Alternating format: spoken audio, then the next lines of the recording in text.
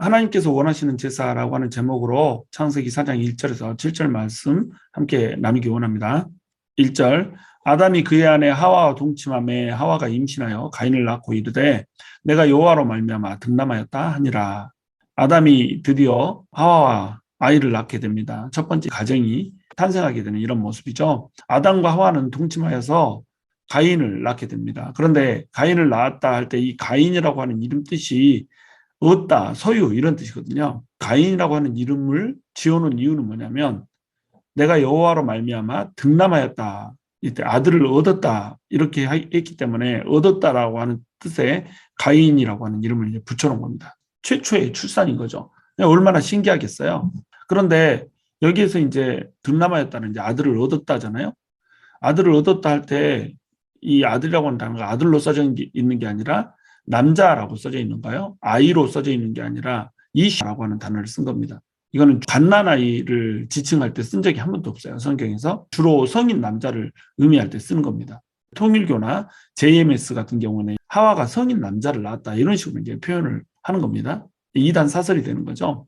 통일교나 JMS에서는 이걸 어떻게 해석하냐면 생명나무와 선악과 나무가 동산 중앙에 있었다라고 하는 것을 생명나무는 아담을 비유하는 거고 선악과 나무는 하와를 비유하는 거다 이렇게 해석을 하는 거예요. 그래서 생명나무와 선악과 나무가 동산 중앙에 있었다. 그럼 그 말은 아담과 하와가 동산 중앙에 있어서 동산을 차지하고 동산의 주인으로 있었다 이런 뜻으로 이제 해석을 하는 겁니다.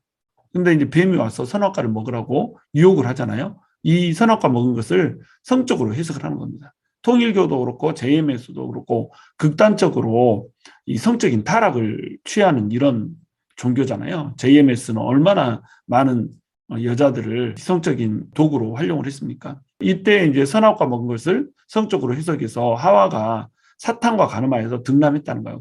그러면 선악과를 하와가 따먹었다 이렇게 하면 선악과 남은 하와라면서요. 하와가 하와를 먹은 셈이 되잖아요. 하와가 하와와 잔셈이 되는 겁니다. 이 비유 자체가 맞지 않는 거죠. 그리고 사람은 뱀과도 잠을 잘 수가 없고 마귀와도 잠을 잘 수가 없어요. 뱀과 어떻게 사람이 잠을 잡니까? 그리고 어떻게 득남을 합니까? 득남할 수가 없죠. 그리고 마귀는 영적인 존재잖아요. 영적인 존재는 성이 없어요. 영만 있는 존재는 성이 없습니다. 물질이 될 때 이때 성이 되는 거예요. 그래서 사람이 죽으면 천국에 가서는 천사와 같이 되어서 남자도 없고 여자도 없고 결혼을 하지 않는다라고 이렇게 나오잖아요. 물론 남자도 없고 여자도 없고 이렇게 표현되어 있지 않지만 결혼하지 않는다라고 나온단 말이에요. 성이 없는 겁니다. 그러니까 마귀와 사람이 잠을 자서 애를 낳았다 이런 식으로 해석한다는 것은 이제 말이 안 된다는 거죠. 그리고 여자는 성인을 낳을 수가 없습니다. 산도라고 하는 것이 있는데 거기에 어떻게 성인이 나올 수가 있어요? 말도 안 되는 해석인 거죠. 근데 이것을 이제 믿고 은혜 받았다고 그러고 이단에 빠져드니까 이거는 이제 마귀의 미혹인 거죠. 속이는 자가 있기 때문에 말도 안 되는 해석에 속아 넘어가는 겁니다. 자, 그런데 이제 문제는 뭐냐면 내가 여호와로 말미암아 득남하였다라고 하는 것이 의역이라는 거예요. 이것을 히브리어로 직역을 하면 어떻게 되냐면 내가 남자 곧 여호와를 얻었다 이렇게 되는 겁니다. 어떻게 사람이 여호와를 낳을 수가 있어요? 이게 해석상의 난제가 되는 겁니다. 근데 이제 이것에 대한 해석의 첫 번째 해석은 어떤 거냐면 내가 남자 곧 여호와를 얻었다 이렇게 돼 있으니까 창세기 3장 15절에 기록되었던 그 뱀의 머리를 으깰 구원자가 이미 왔다라고 하는 거죠. 아담과 하와는 기대를 했다는 거예요. 여자의 후손이 뱀의 머리를 으깰 것이다 라고 하는 그것이 자기 당대에 성취될 것이라고 하는 기대를 가졌던 거죠. 여호와를 얻었다 이렇게 표현한 이유는 뭐예요? 뱀의 머리를 으깰 그 구원자를 얻었다라고 하는 희망을 얻었다라고 하는 거죠. 만약에 이것이 사실인다고 한다면 이것은 굉장히 절망적인 희망이죠. 왜냐하면 가인은 구원자가 된 것이 아니라 최초의 살인자가 되어버렸다는 거죠. 두 번째 해석은 이 하와가 처음 아이를 낳았잖아요. 그러니까 감동이 된 겁니다. 하나님만 사람을 창조하는 것이 아니라 나도 사람을 창조한 셈이 돼버린 거예요. 그러니까 여호와처럼 내가 남자를 얻었다 이런 식으로 이제 해석을 하는 겁니다. 문제는 이처럼이 없는데 이걸 집어넣어야 된다라고 하는 난제가 생기는 거죠. 그러니까 이제 이 해석은 하와가 하나님처럼 되고자 해서 선악과를 따먹이기 때문에 아들을 낳았을 때도 내가 하나님처럼 나도 아들을 낳았어. 나도 남자아이를 창조할 수 있어. 막 이런 식으로 교만하여서 이런 문장을 썼다. 이렇게 이제 표현하는 겁니다. 그러나 여기 이제 처럼이라고 하는 단어를 집어넣어서 해석을 해야 되기 때문에 문제가 되는 거죠. 그다음에 이제 세 번째 해석은 우리가 지금 보고 있는 이 해석입니다. 내가 여호와로 말미암아 득남하였다. 이렇게 해석하는 거죠. 여호와의 도움으로 내가 남자를 얻었다. 이렇게 해석을 하는 겁니다. 이제 가장 이것이 합리적인 해석이고 또 말이 되는 해석이기 때문에 이것을 우리는 채택해서 이제 쓰고 있는 거죠. 자, 2절 그가 또 가인의 아우 아벨을 낳았는데 아벨은 양치는 자였고 가인은 농사하는 자였더라. 가인의 아우 아벨도 또 나왔습니다. 최초의 가정이 이제 가인을 낳으면서 형성이 됐죠. 이 좋은 소식이죠. 타락에 불구하고도 인류는 지속되고 있음을 보는 겁니다. 하나님의 사랑 가운데서 인류가 계속적으로 이어지고 있는 것을 우리가 볼 수가 있는 거예요. 하나님께서 3장 15절을 통해서 이미 약속을 하셨잖아요. 여자의 후손이 나와서 뱀의 머리를 으킬 것이다. 이미 하나님께서 약속을 주셨죠. 그러니까 후손을 낳는다라고 하는 것은 인류는 지속될 거라는 겁니다. 그리고 그 인류가 마침내 마귀에게 승리할 것이라고 하는 거, 이것을 하나님께서는 암시를 해주셨죠. 그 약속대로 타락에도 불구하고 인류는 지금 지속되고 있다라고 하는 것을 우리가 볼 수가 있는 거예요. 네, 가인이라고 하는 아들을 먼저 낳았고 아벨이라고 하는 아들을 두 번째로 낳습니다. 가인이라고 하는 아들의 이름의 뜻은 얻다, 소유 이런 뜻이라고 그랬어요. 그리고 아벨은 원래는 헤벨이에요. 히브리어로는 헤벨입니다. 뜻은 숨, 공기, 허무 이런 뜻이에요. 가인이 아벨을 쳐서 죽이잖아요. 그래서 이 이름에 뭔가 이제 의미를 가지고 있는 거죠. 내일 더 자세히 설명하겠지만 인간의 얻고자 하는 그 소유욕, 뭔가를 취하고자 하는 그 소유욕이 인간의 허무함을 낳는다라고 하는 것을 이 두 아들의 이름을 통해서 이제 설명을 하고 있다라고 우리가 보면 되는 겁니다. 인간은 뭔가를 소유하고자 하나, 인간은 결국 공기처럼 없어지는 허무한 존재라고 하는 것들을 이 이름들을 통해서 이제 내포를 하고 있는 거죠. 이 아벨이라고 하는 이름의 뜻처럼 아벨은 허무하게 죽음을 당할 것이라고 하는 것을 지금 이름을 통해서도 암시를 하고 있습니다. 그런데 여기에서 이제 또 좋은 소식 하나는 뭐냐면 농사도 목축도 잘 되고 있다는 거예요. 아담을 창조하면서 주신 문화 명령이 뭐예요? 다스리라고 얘기했잖아요. 이 다스리라는 명령처럼 가축을 지금 다스리고 있는 겁니다. 양의 지배자가 되어 있는 겁니다. 그리고 또한 흙을 기경하라라고 하는 두 번째 명령을 아담이 받잖아요. 이 아담이 받은 경작에 대한 명령, 이 명령도 지금 잘 수행하고 있어요. 그리고 그 명령을 수행할 때에 하나님께서는 양들도 농사도 잘 되게 만들고 이렇게 해서 죄인이지만 죄인이 먹고 살 수 있게 하나님께서는 은혜를 지금 베풀어주고 있는 모습을 우리가 볼 수가 있습니다. 그리고 또 한 가지 좋은 소식은 이들이 죄를 지었지만 하나님을 잊지 않고 하나님께 제물을 드리고 있는 것을 볼 수가 있는 거예요. 3절 세월이 지난 후에 가인은 땅의 소산으로 제물을 삼아 여호와께 드렸고 땅의 소산으로 제물을 삼아서 여호와께 드렸고 이렇게 나와 있죠. 제물을 삼아서 여호와께 드리는 이 제사를 지금 드리고 있는 것을 우리가 볼 수가 있는 겁니다. 4절 아벨은 자기도 양의 첫 새끼와 그 기름으로 드렸더니 여기서도 이제 아벨이 제사를 드리고 있는 것을 볼 수가 있는 거예요. 그런데 이제 여기서 문제가 하나 생기는 거예요. 이게 어떤 거냐면 여호와께서 아벨과 그의 제물은 받으셨으나 가인과 그의 제물은 받지 아니하신지라 이렇게 나와 있죠. 여기서 이제 문제가 생기는 겁니다. 아벨과 가인이 똑같이 제사를 드렸는데 하나님께서는 이것을 같은 제사로 받지를 않으셨다는 거죠. 아벨의 제사는 받는데 가인의 제사는 받지 않았던 겁니다. 왜 가인과 가인의 제물은 받지 않으셨나? 왜 아벨과 아벨의 제사는 받으셨나? 이것에 대해서 이제 답이 안 나와 있기 때문에 여러 가지 이제 해석이 있는 겁니다. 하나님께서는 피의 제사를 원하셨다는 거예요. 하나님께서는 피로 죄를 속하는 이런 제사를 드리기를 원하셨는데 가인은 그런 제사를 드리지 않고 곡식으로 제사를 지냈기 때문에 하나님께서 받지 않으셨다 이렇게 이제 해석을 합니다. 근데 이제 이 해석은 조금 무리가 있어요. 왜냐하면 지금 여기서 드리고 있는 제사는 속죄제가 아닌 감사제라고 하는 겁니다. 제물을 드리는 그 자체가 속죄를 위해서 피로 제사를 드린 게 아니라 내가 얻은 소산을 가지고 하나님한테 드리는 거라는 거예요. 그리고 이 시대에 피로 제사를 드리는 율법의 제정, 제사의 제정이 드려졌다라고 볼 수가 없는 겁니다. 왜냐하면 피의 생명이 있기 때문에 피를 취하지 말라라고 하는 이 말은 노아의 홍수 이후에 등장을 하거든요. 그리고 나서 모세 때에 이제 피의 제사라고 하는 개념이 들어가면서 이것이 연장이 되는 거거든요. 아담 때는 사실은 피해 제사라고 하는 그 개념을 우리가 삽입할 수가 없는 겁니다.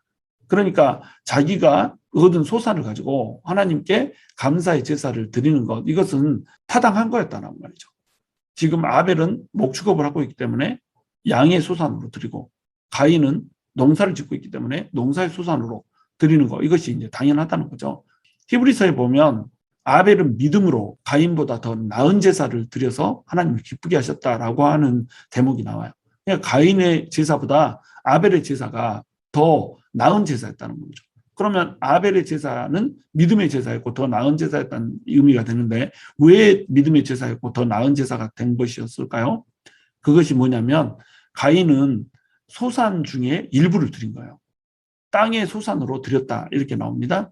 첫 소산을 드렸다는 얘기 나오잖아요. 땅의 소산 중에서 가장 좋은 것을 줬다라고 하는 이런 얘기가 나오지 않습니다. 그러니까 그는 아무 제사를 드린 거예요. 서비스를 드린 겁니다. 오퍼링을 드린 거예요.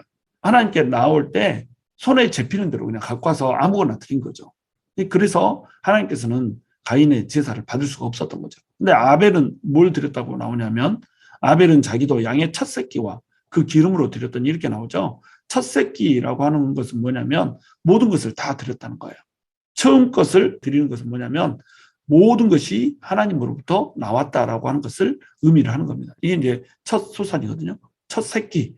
첫 새끼를 드림으로써 다 하나님이 주셨습니다라고 하는 것을 의미를 한다는 거예요. 또 그 기름으로 드렸다. 요즘에야 이제 성인병을 조심하느라고 우리가 기름을 먹지 않지만, 당시에는 기름이 가장 중요한 것으로 여겨졌죠. 기름기가 있어야지 고기가 맛있어지고 뭐 이렇기 때문에 기름을 최상의 것으로 여겼단 말이에요. 그 기름으로 드렸다, 이렇게 나오잖아요. 이것은 최상의 것을 드렸다는 거거든요. 그러니까 가인은 소산 중에 그냥 대충 일부를 드렸다고 한다면, 아벨은 첫 번째 것과 최상의 것으로 드린 겁니다. 우리가 하나님께 예배자로 나갈 때는 이렇게 드리는 거거든요. 우리가 대충 아무렇게나 나가서 예배 드리는 게 아니라는 거죠. 대충 아무 것이나 들고 가서 하나님께 예물이라고 바치는 것이 아니라는 거예요. 하나님께 나아갈 때는 나에게 있는 가장 소중한 것으로 나아가는 겁니다. 나에게 있는 가장 첫 번째 것으로 나아가는 거예요. 이게 예배자의 자세이거든요. 예배자의 태도는 하나님께 나에게 있는 가장 소중한 것, 모든 것을 드립니다. 그러나 모든 것을 드리면 내가 먹고 살 수 없기 때문에 첫 번째 것, 이거 드림으로써, 또 가장 소중한 거 이거 드림으로써 모든 것을 다 드린다라고 하는 것을 내가 고백합니다라고 하는 자세로 나아가야 되거든요. 예배를 참가하는 태도도 마찬가지예요. 그냥 앉아있다 가면 그것은 예배가 아니에요. 찬양 하나를 해도 최선을 다해서 찬양을 부르는 거예요. 기도를, 합심 기도를 한다. 최선을 다해서 합심 기도를 하는 겁니다. 말씀을 들을 때도 최선을 다해서, 좀 재미가 없어도 아주 최선을 다해서, 헌금을 드릴 때도 마찬가지로 내 최선을 다해서 드리고, 복장을 하고 와도 나의 최선의 것을 다해서 하나님께 나와야 된다는 겁니다. 뭐 율법주의를 얘기하는 게 아니에요. 마음 자세를 얘기하는 겁니다. 예배 나오는데 쓰리파 찍찍 긋고 나와서 예배 드리고 껍데기 씹으면서 예배를 드리면 안 된다는 거죠. 다리 쫙 꼬고 앉아가지고 마치 수업 시간에 강의 듣는 그런 태도만 또 못하게 예배에 참석하면 안 된다고 하는 거예요. 율법에 대해서 얘기하는 것이 아니고 마음의 태도에 대해서 얘기를 하는 겁니다. 내가 하나님을 존경하고 하나님을 사랑하면 존경하고 사랑하는 그 마음의 태도가 나오는 거예요. 그러니까 옷도 사람에게 보이기 위해서 이쁘게 입고 나오는 것이 아니라 하나님 앞에 내 최상의 모습, 가장 단정된 모습을 갖고 나오기 위해서 그렇게 한다는 거예요. 저는 시골 교회에 있지만 어떤 분이 토요일 날이면 돈을 다리미로 다려놨다가 봉투에다 넣어서 가져오는 이런 사람도 봤고, 돈을 은행에서 빳빳하게 뽑아서 가져와가지고 헌금하는 이런 사람도 봤어요. 이렇게 하는 것이 옳다는 얘기 아니에요. 이런 정도의 마음의 태도를 그들은 가지고 있었다는 겁니다.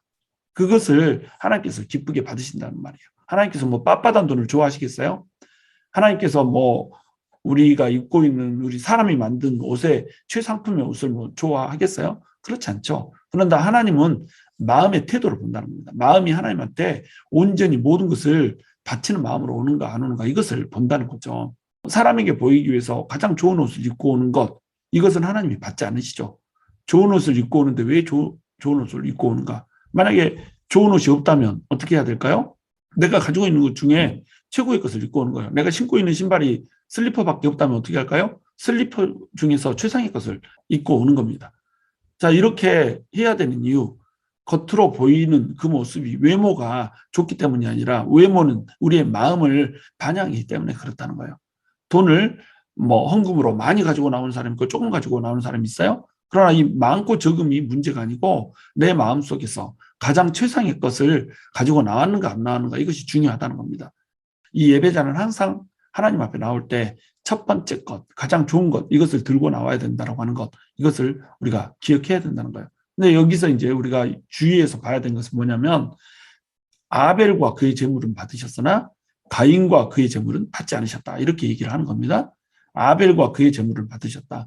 제물이 합당하지 않으면 제사자도 받지 않는다는 겁니다. 예배자와 예물을 같이 받는 거예요. 왜냐하면 예물은, 이 물질이라고 하는 것은 하나님이 다 창조하신 거란 말이죠. 하나님은 물질이 필요한 것이 아니에요. 하나님은 뭐가 필요한가요? 예배자가 필요한 겁니다. 예배자의 마음이 필요한 거예요. 하나님을 사랑하는 그 마음이 필요한 겁니다. 그런데 이 마음은 어디에 담긴다는 거예요? 예물에 담긴다는 거예요. 예배자의 마음은 예물에 담겨서 오는 겁니다. 그러니까 예물을 받을 때 예물을 받지 않는 것이 아니고 예물을 드리는 그 예배자도 같이 받지 않아 버린다는 거예요. 하나님께서는 예배자와 예물을 같이 받는다라고 하는 거, 이것을 우리가 기억해야 된다고 하는 겁니다.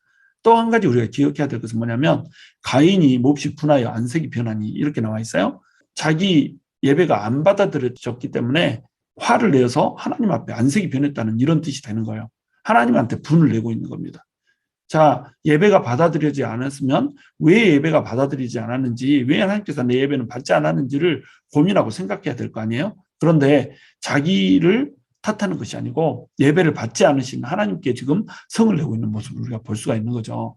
6절에서 이렇게 얘기합니다. 여호와께서 가인에게 이르시되 내가 분하여 하면 어찌 되며 안색이 변하면 어찌 됨이냐, 내가 선을 행하면 어찌 낯을 들지 못하겠느냐, 이렇게 지금 나와 있어요. 그러니까 아벨은 선을 행하지 않았다라고 하는 것을 우리가 알 수가 있는 겁니다. 선을 행하지 않는 마음을 들고 나와서 이 마음으로 예배를 드렸다고 하는 거예요. 그래서 하나님께서는 성전에 와서 예물을 드릴 때 형제와 원수진 것이 있거나 싸운 것이 있다면 먼저 화해하고 와서 예물을 드려라, 이렇게 얘기를 하고 있단 말이죠. 이렇게 말씀하는 이유는 뭘까요? 사람에 대해서 선을 행하지 않고 나서 또 사람에 대해서 분노를 하고 이렇게 하고 나서 와가지고 드리는 그 예물을 하나님이 받을 수가 없다는 거죠. 왜? 마음이 이미 망가져 있다는 겁니다. 마음이 하나님이 원하시는 정결한 마음이 아니라는 거죠. 하나님께서는 하나님을 사랑하는 그 마음으로, 그리고 하나님께서 부어주시는 그 사랑으로 사람을 사랑하기 원하신단 말이죠. 그런데 사람이 사람에게 선을 행하지 않으면서 와가지고는 예배를 드린다고 예물을 드리고 있단 말이죠. 이 가인의 예배가 그런 예배였다는 거예요. 그것도 자기 동생이잖아요. 동생에게 시기심을 내고 질투심을 내고 이렇게 하는 모습을 우리가 볼 수가 있는 겁니다. 나중에 보겠지만 아벨을 죽일 정도로 그는 아벨을 싫어했다라고 하는 것을 우리가 볼 수가 있는 거예요. 이런 마음 자세로 와서 예배를 드리면 안 되는 거죠. 누군가를 미워하고 누군가를 증오하고 누군가를 용서하지 못하고 누군가를 시기하고 누군가를 질투하고 누군가에 대해서 악담을 펼치고 다니고 누군가를 공격하고 이런 자세를 취하면서 예배 때는 또 예배 드리러 나와서 거룩하게 앉아있다라고 하는 겁니다. 이것을 하나님께서는 역겨워하신다는 거예요. 하나님은 사람을 사랑하고 선을 행하면서 최상의 것을 들고 나가서 그 마음으로 하나님께 드리기를 원하시는 분이라는 겁니다. 그러니까 예배를 받지 않은 거죠. 예배를 받지 않으면 분내할 것이 아니라 왜 내 예배를 받지 않으셨는지 고민하고 질문하면서 자기를 수정할 수 있어야 된다는 거죠. 그래서 하나님께서 수정을 요구하면서 지금 질문을 해오시는 겁니다. 여호와께서 가인에게 이르시되 내가 분하여 하면 어찌 됨이며 안색이 변하면 어찌 됨이냐, 지금 질문을 하고 있는 거잖아요. 자, 마귀가 하나님께서 동산의 모든 실과를 먹지 말라고 하더냐라고 질문하고 들어와요. 하나님도 또 질문을 하고 들어와요. 둘 다 질문을 하고 들어옵니다. 마귀의 질문과 하나님의 질문의 차이는 뭘까요? 마귀의 질문은 죄에 빠뜨리기 위한 질문이에요. 죄에 빠뜨리기 위해서 마귀는 여전히 우리 마음속에서 계속 의문을 불러일으키면서 오는 겁니다. 하나님께서 왜 제사를 받지 않을 거라고 생각하냐? 하나님이 너만 싫어하고 아벨만 편애한다고 생각하지 않냐?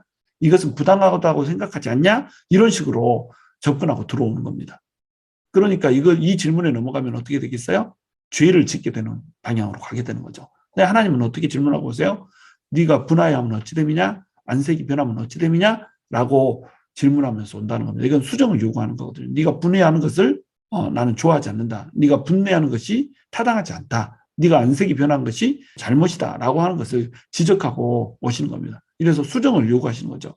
그런데 가인은 이것을 수정하지 않는다는 겁니다. 하나님께 인정받기 위해서 마음을 고칠 것인가 아니면 하나님께 더 인정을 받고 있는 동생을 없애버릴 것인가 라고 하는 딜레마에 지금 가인은 빠지고 있는 거예요. 그런데 마음을 고치는 쪽보다는 동생을 죽이는 쪽으로 마음이 기울어져 있는 겁니다. 하나님께서는 바로 이 가인의 마음을 알고 있는 거죠. 가인의 내면을 들여다보고 계시는 겁니다. 그러니까 내가 선을 행하면 어찌 낯을 들지 못하겠느냐. 선을 행하지 않냐면 죄가 문에 엎드려 있느니라. 이렇게 얘기를 하고 있는 거예요. 우리 마음속에 선을 쌓지 않잖아요. 그러면 이 마음은 빈 공간으로 남지 않아요.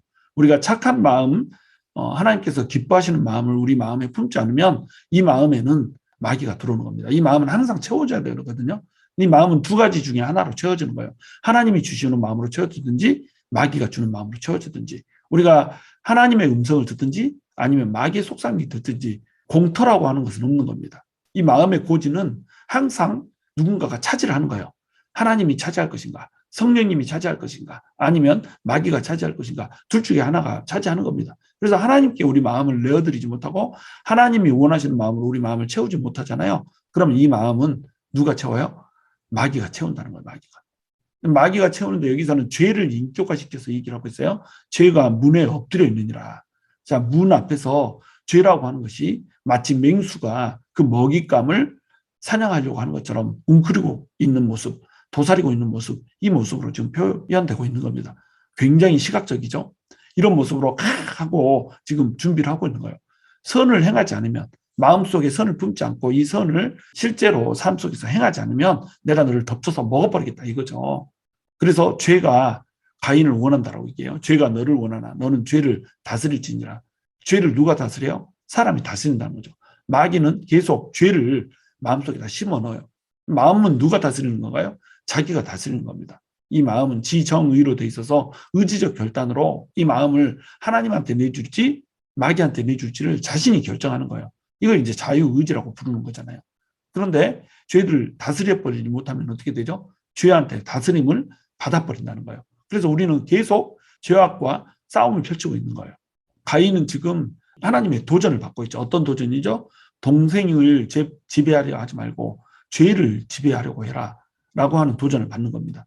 그런데 이 가인은 동생을 지배하고 싶은 거예요. 동생보다 더 우위에 서고 싶고 동생보다 더 인정받고 싶은 거예요. 그러면 동생보다 인정받고 싶으면 어떻게 해야 되는 건가요? 하나님으로부터 동생보다 더 인정받고 싶다. 그러면 동생보다 더 나은 제사를 드리면 될 거 아니에요. 최상의 마음으로 하나님께 나아가면 될 거 아니에요. 그런데 그렇게 하지 않고 동생을 없애버리자라고 하는 마음을 갖게 된 겁니다. 동생을 없애버리면 내가 하나님께 인정받을 거라고 생각을 하는 거죠. 그러나 동생을 없애버리면 죄에게 지배를 받을 뿐이라는 거죠. 죄는 항상 우리를 삼키려고 웅크리고 있는 겁니다. 그런데 이 죄의 지배를 받지 않고 오히려 죄를 다스리고 지배하려면 우리 마음속에 선을 품어야 되는 거죠. 선을 행하지 않고 동생을 없애버리겠다라고 하는 마음을 품는 순간에 죄의 지배를 받는 겁니다. 죄만 없으면 괜찮아. 죄만 없으면 나는 하나님의 사랑을 받을 수 있어. 이러고 나오니까 죄한테 지배를 받아버리는 거죠. 여러분 우리가 예배자로 부르심을 받았고 예배자로 서야 됩니다. 예배자로 서는 사람은 항상 예물을 준비해야 되는 거죠. 이 예물은 어떤 예물이어야 되는 건가요? 우리의 마음이 바로 예물이어야 되는 겁니다. 하나님을 향해서 최선의 마음을 갖는 것, 이것이 바로 우리의 예물이라는 거예요. 첫 번째 예물입니다. 이 마음은 반드시 물질적인 예물로, 관계적인 예물로 확장될 수밖에 없어요. 우리가 하나님을 사랑하고 하나님을 진정으로 존귀히 여기잖아요. 그러면 우리의 마음은 항상 하나님으로 채우려고 결단을 하게 되는 겁니다. 우리 마음이 하나님을 사랑하는 마음, 하나님으로 채워지면 이것은 반드시 예물로 나와서 가장 첫 번째 거, 가장 소중한 거, 가장 귀한 것을 하나님께 드릴 수밖에 없고 또한 선을 행할 수밖에 없다는 겁니다. 마음을 하나님께 내어드리기 때문에 선을 행할 수밖에 없다는 거죠. 바로 이렇게 되지 않으면 우리의 예물도 하나님께 드려지지 않는다는 거예요. 그리고 우리는 죄를 지배하는 자가 아니라 죄의 다스림을 받는 자로 서게 된다는 겁니다. 여러분, 저와 여러분이 죄를 다스리는 자가 되기를 원해요. 죄에게 지배를 받지 않고 죄를 다스리는 자. 그러기 위해서는 우리의 마음을 다스려야 되는 거죠. 우리의 마음이 온전히 하나님께 드려져야 되는 거죠. 죄에게 지배받는 마음이 아니라 하나님께 온전히 드려져서 죄를 다스릴 뿐 아니라 하나님께 최상의 예배, 최상의 예물을 드리면서 하나님 앞에 인정받는 예배자가 될 수 있기를 주님의 이름으로 축원합니다.